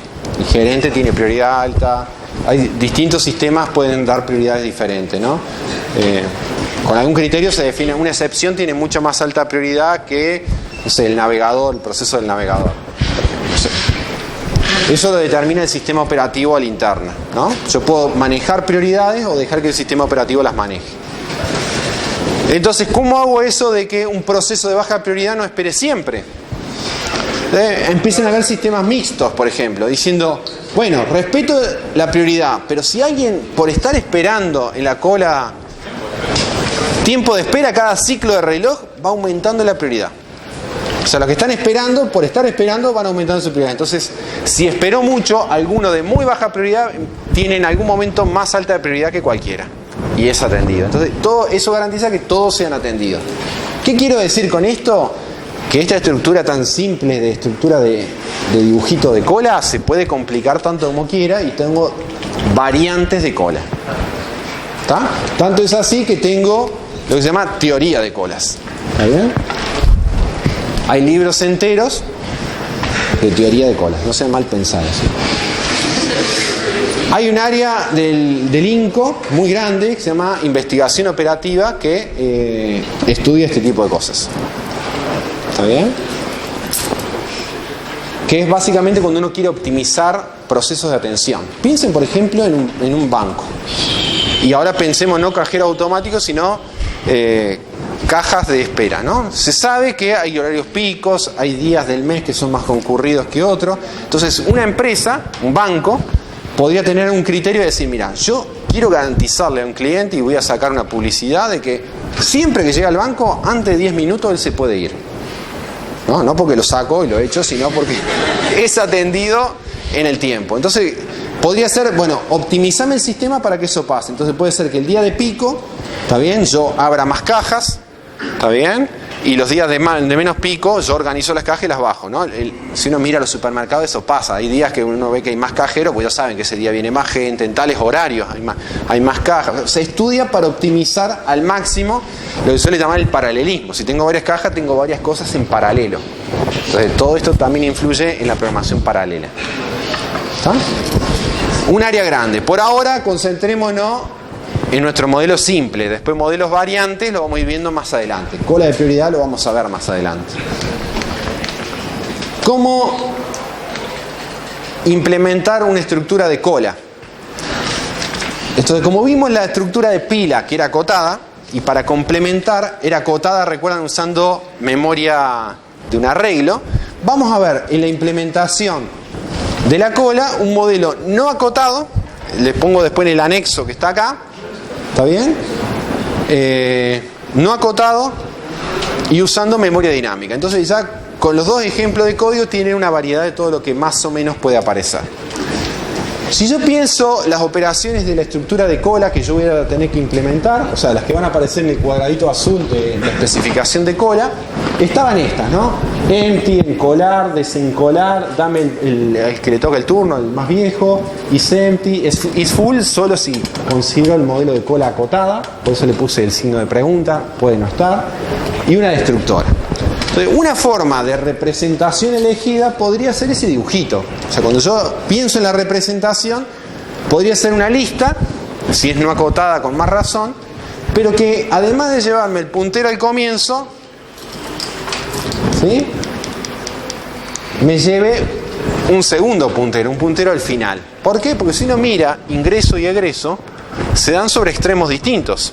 Entonces sería bueno ser rápido, en orden 1, poder ingresar, pero también sacar. ¿Se entiende? ¿Por dónde ingresarían elementos en esta? Supónganse que es una lista encadenada, ese dibujito amarillo. ¿Dónde ingresamos los elementos? Por ejemplo, acá. Si este es el comienzo de la lista, yo puedo ingresar un nodito acá. Ingresar un elemento al comienzo de una lista es una operación muy simple, tiene orden de tiempo de ejecución, orden 1. No sé si lo notaron, todas las operaciones que vimos de la pila, ¿qué orden tenían? Todas. Orden 1. O sea que el stack de la máquina, el stack de ejecuciones, no insume más, la recursión no insume más que la iteración, salvo en un factor constante. Porque todo es un orden 1.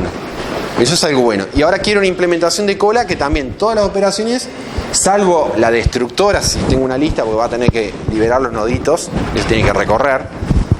Pero quiero que el resto sea en orden 1. Entonces quiero hacerla eficiente. El tema es que si yo, acá es el comienzo de la lista, e inserto acá, tengo un problema. Por más que yo tengo el puntero al final, para saber a quién le toca el turno, no voy a poder hacer todo en orden 1. ¿Por qué? Porque obtener el que le toca el turno si tengo un puntero acá es este. Pero ¿qué pasa ahora? ¿Qué pasa con qué operación si esta lista es simple encadenada?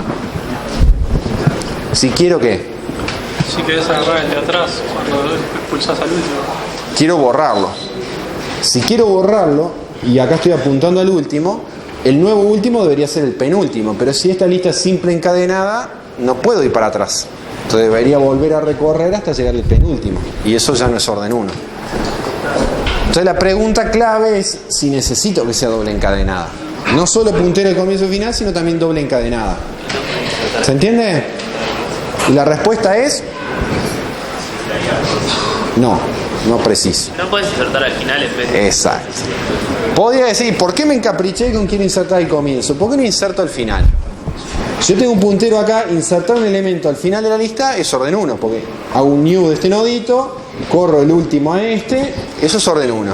Y cuando voy a borrar o obtener el primero, borro al comienzo de la lista, y eso lo puedo hacer en orden 1 y no necesito doble encadenado. ¿Se entiende? Entonces, eligiendo mejor el extremo, total me da lo mismo. Lo importante es que los ingresos sean por un lado y el egreso por el otro. Mientras respete eso, es una cola.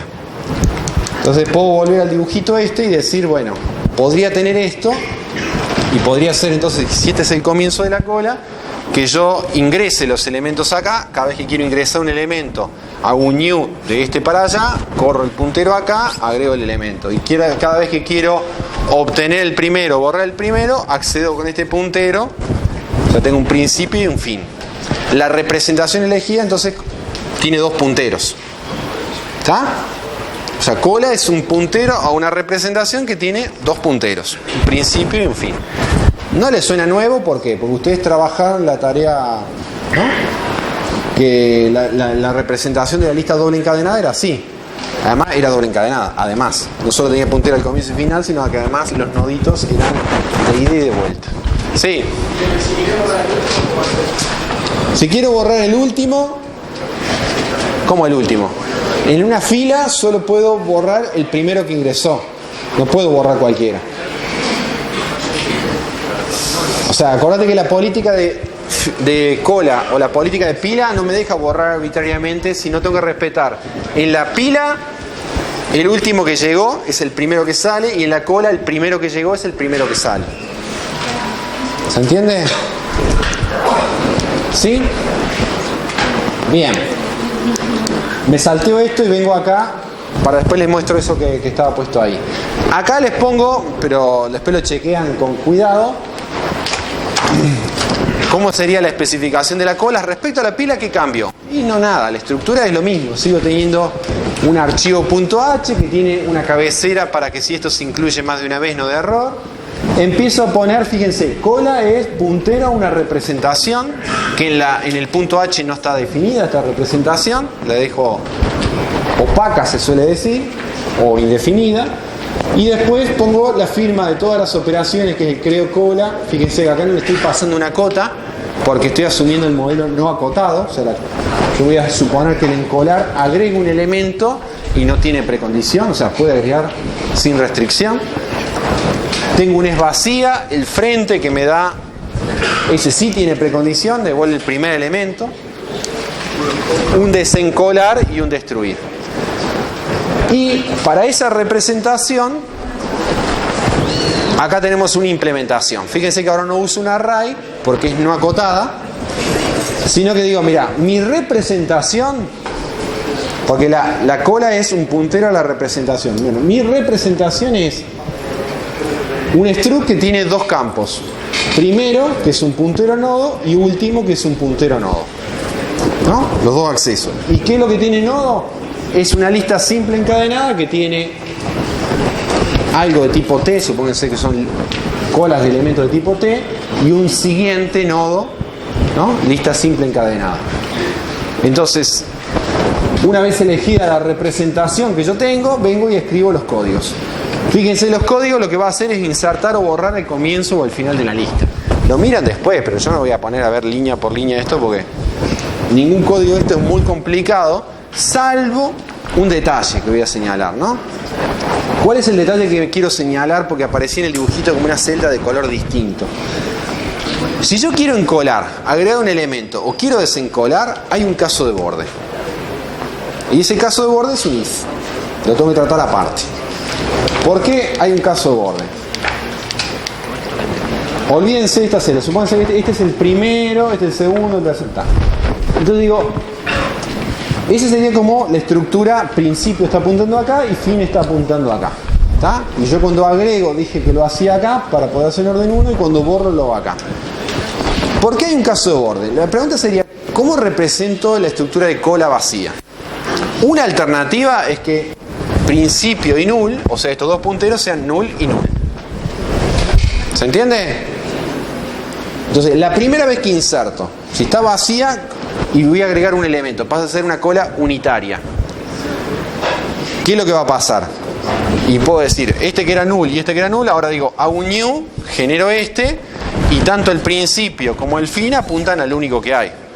Ahí tengo que hacer dos seteos, de principio y de fin a ese nodo. ¿Se entiende? Pero ya las posteriores inserciones que haga, ya los dos punteros no cambian, cambia solo uno.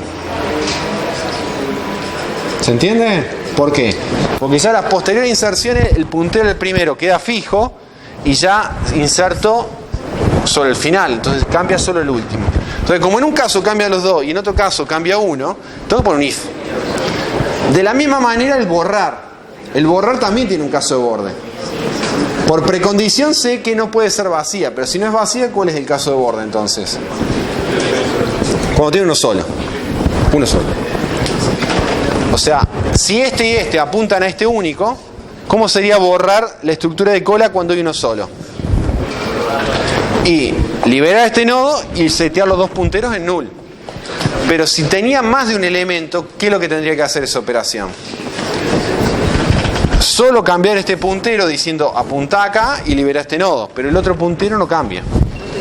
Es un if. Entonces si vengo acá, miren, me dice, a ver, toda esta explicación para explicar eso. ¿Por qué? Porque bueno, a veces aparece en el concepto de celda dummy o cabecera. Entonces lo voy a explicar ahora medio rápido.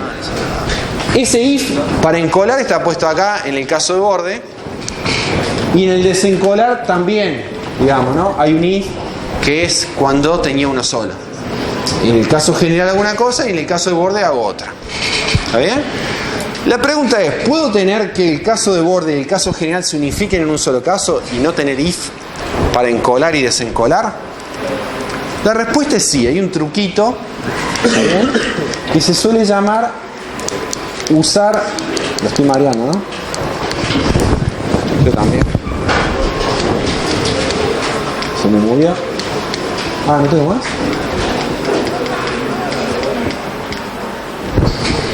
¿Qué es usar lo que se llama una celda cabecera o celda dummy o celda centinela? ¿Cuál es el modelo de una cola vacía cuando uso una celda auxiliar? Es que la cola vacía no es los dos punteros en null. La cola vacía es los dos punteros apuntan a un nodo ficticio. Por eso este está pintado de un color distinto. ¿Pero es el mismo tipo que los demás? Sí, solo que en el campo de información tiene basura que nunca la voy a consultar. De alguna manera uno dice, ¿qué ventaja tiene que la estructura de cola vacía ya tenga un nodo?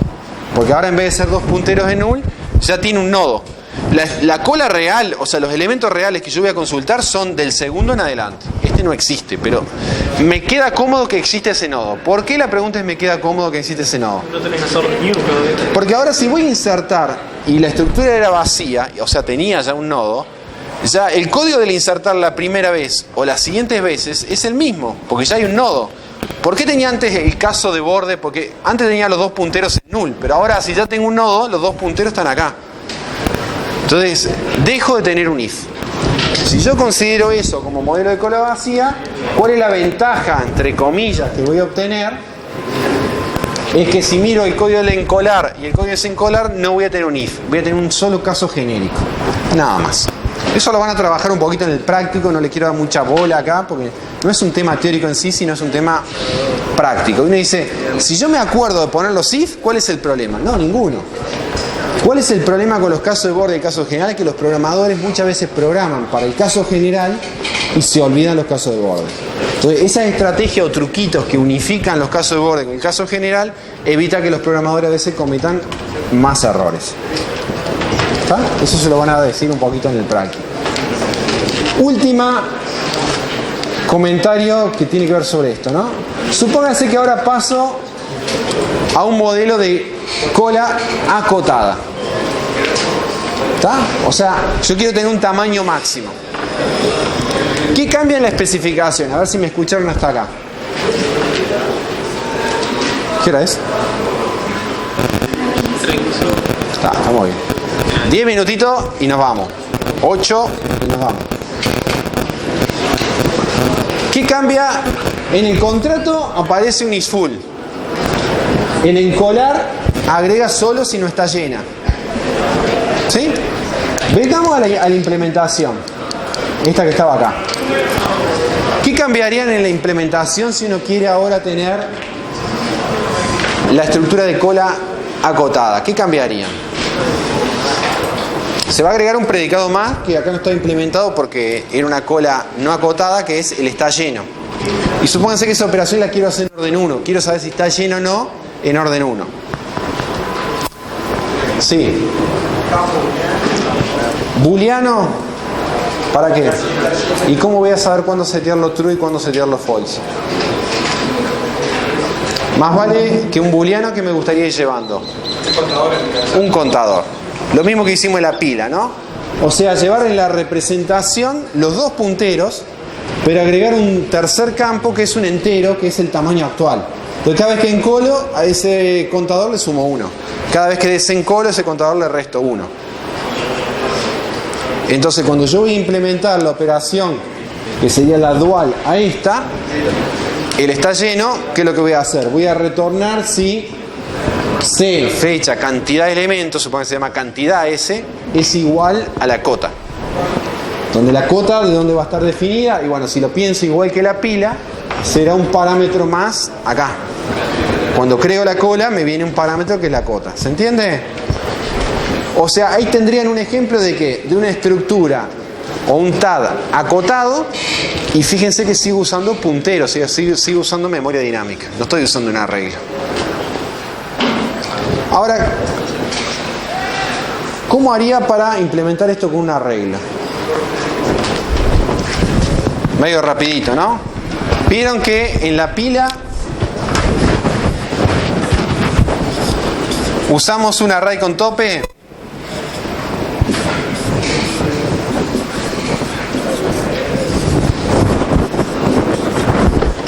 ¿Sí?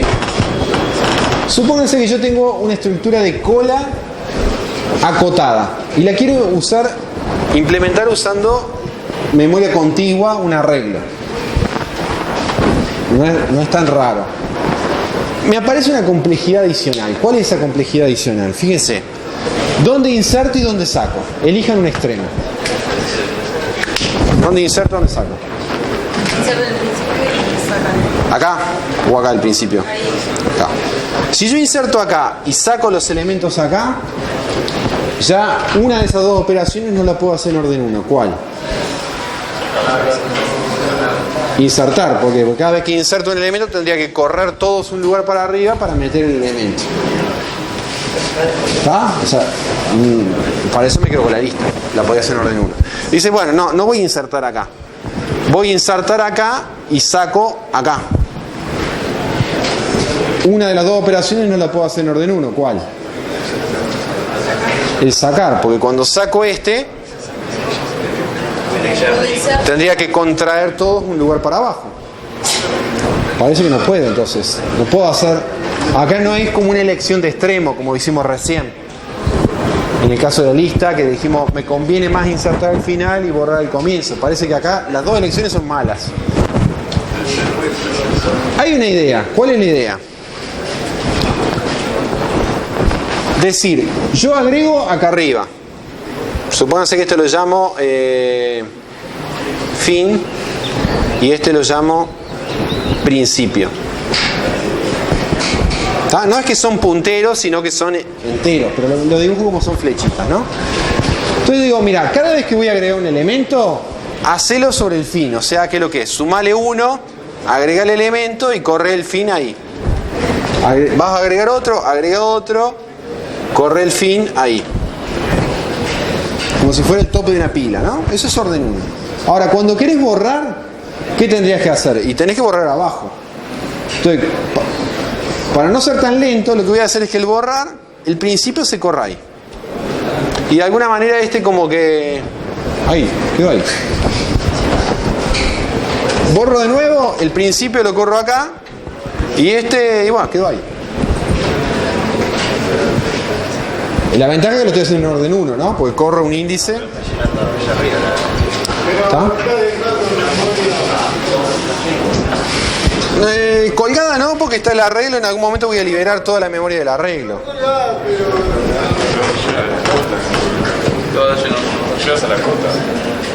Ahora, ¿dónde estaría un problema real? El problema real estaría cuando yo diga, mira, inserto, en un momento inserto acá, y yo digo, no podés agregar más porque se llenó. Y uno dice, mentira, no se llenó nada.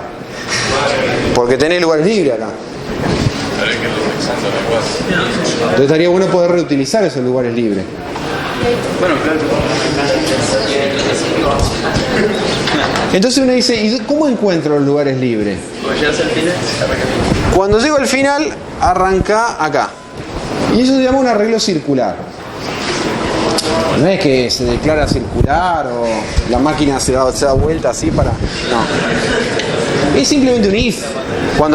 Si yo digo y sumándole 1, cuando llegás a cota, el siguiente sumándole 1 es la posición 0. Es eso de circular. ¿Qué ventaja tiene y por qué puedo hacer eso? Porque fíjense que los espacios, si yo inserté hasta acá, los espacios ocupados son contiguos, pero también lo son los espacios libres. Porque los espacios libres, supónganse que yo tengo esto acá, en este momento todo esto es libre, pero también todo esto es libre. Entonces, si yo lo miro circularmente, estos dos son contiguos, estos dos bloques. Entonces yo puedo decir, insertar. Si no llegaste y me llevo un contador, bueno, ahora vamos a ver qué me llevo para saber si tengo todavía lugar o no. No me puedo basar en las posiciones estas porque como esto es circular, capaz que puedo llevar un contador para saber si todavía hay algún lugar libre. ¿Tá? Pero si hay algún lugar libre, yo sé que si vengo acá, tiene que estar acá, no puede estar en otro lado. Entonces, lo que puedo tener es una implementación de un arreglo circular.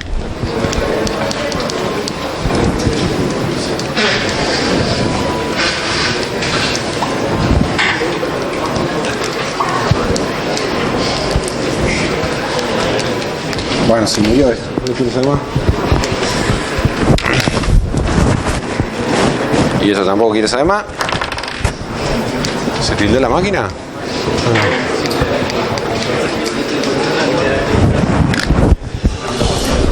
¿Qué es un arreglo circular? Es un arreglo que tengo un principio y un fin como índice, pero lo miro circularmente, o sea, de alguna manera es como que pierdo la noción de dónde empieza y dónde termina. Es como una, ¿no? Yo pienso, esto es mi extremo ocupado y todo esto es mi extremo libre. ¿Cómo hago cada vez que inserto? Cuando inserto le sumo 1 a fin, ¿está bien? Y cuando borro le sumo 1 a principio. Pero eso lo hago circularmente, porque cuando digo sumar 1, puede ser que cuando yo sume 1, venga para acá.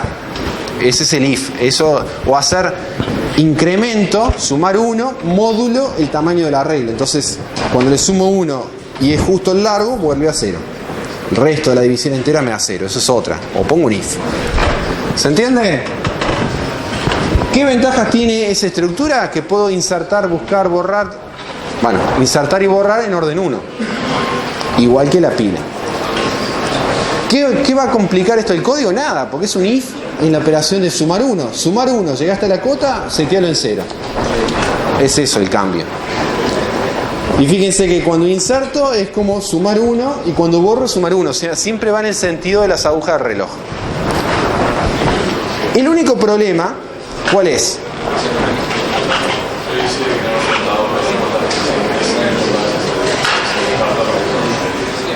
Sí, pero además por otra razón. Lo que dice él, a ver. Supónganse que tengo acá 8 elementos y el array lo declaré de tamaño 8. ¿Cómo sé si está vacío o está llena? Solo con principio y fin. Tenés que ver si son iguales. Pero ahí tendría el mismo caso. A ver, seténlo y les dejo elegir y van a ver que eso no importa. Elijan un valor de principio y un valor de fin y tengo 8 elementos. 0 y 0, 0 y 1, elijan el que quieran. Si pongo 0 y 0 y empiezo a insertar y voy corriendo el fin, una vez que inserto el octavo, pasa a 0. O sea, vuelven a estar en 0 y 0. Si lo arranqué con 0 y 1, corridos un lugar, doy una vuelta y quedan en 0 y 1. ¿Y por qué? Porque es un círculo. Doy una vueltita y quedo igual que antes. Entonces, la pregunta sería, ¿cómo voy a distinguir si está vacío o está llena? Si principio y fin, cuando está vacía, valen lo mismo que cuando está lleno. Pero cuando está llena no vale, fin no es uno menos que principio. No. Si tenés 4 elementos, insertás 4 elementos y volvés a quedar en el mismo lugar que antes. Salvo que hagas la cola, si vos querías que fuera de tamaño 4, la haces de tamaño 5. Entonces ahí sí, insertás 4 y vas a quedar uno antes. Pero tenés que hacer la estructura de un tamaño más, ir controlando. Y si no, ¿qué me puedo llevar para desambiguar eso? El contador. Entonces ya, para saber si está vacío o está llena, no miro el principio y el fin, porque como es circular, puede ser que dar 0 vueltas o dar una vuelta es lo mismo para los índices.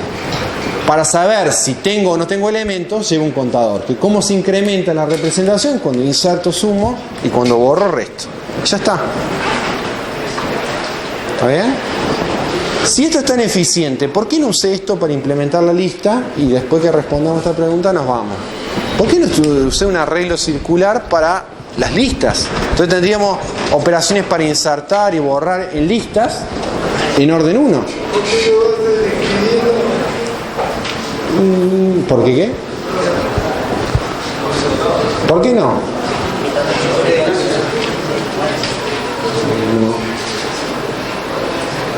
¿Por qué no?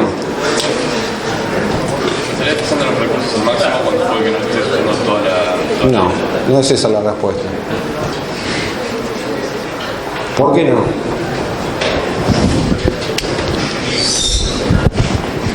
Esto es la parte ocupada y todo el resto es la parte libre, dijimos, ¿no?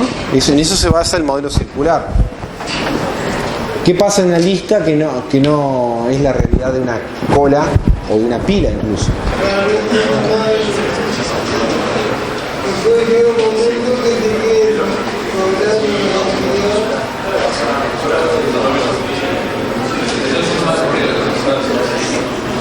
Yo dije, todos los espacios ocupados están contiguos y todos los espacios libres también están contiguos.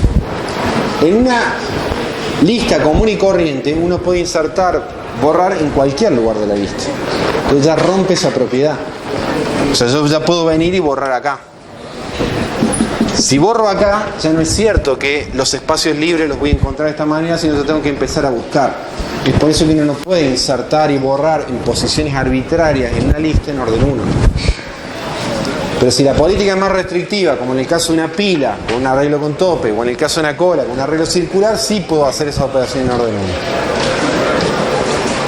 ¿Bien? Terminamos por hoy acá.